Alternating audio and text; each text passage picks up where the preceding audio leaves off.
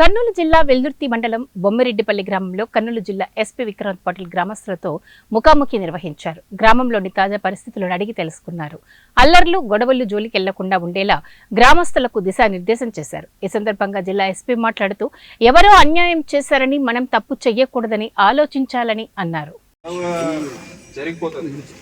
ఎందుకు జరుగుతుంది అని పక్కన పెడితే గొడవలు జరిగిన తర్వాత ఏం నడుస్తుంది, పోలీస్ కేసులు, కోర్టుకు తిరగడము, అరెస్టులు, అవన్నీ యాజ్ అ పోలీస్ అది నా పని నాకే ఇష్టం లేదు. ఒక్కొక్కసారి చెప్పాలంటే వేరే వాళ్ళని బంధించి జైలు పెట్టడము అవన్నీ మాకు ఇష్టం లేదు.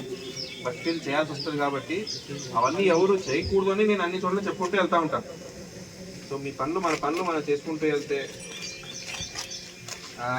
అని బాగానే ఉంటుంది. ఒక్కొక్కసారి ఎలా ఉంటుందంటే ఓకే ఒక పొలిటిక్స్ పేరుతో చాలామంది మిస్యూజ్ చేస్తారు ఎమోషన్స్. ఏమంటారు తెలుగులో? ఆవేశంని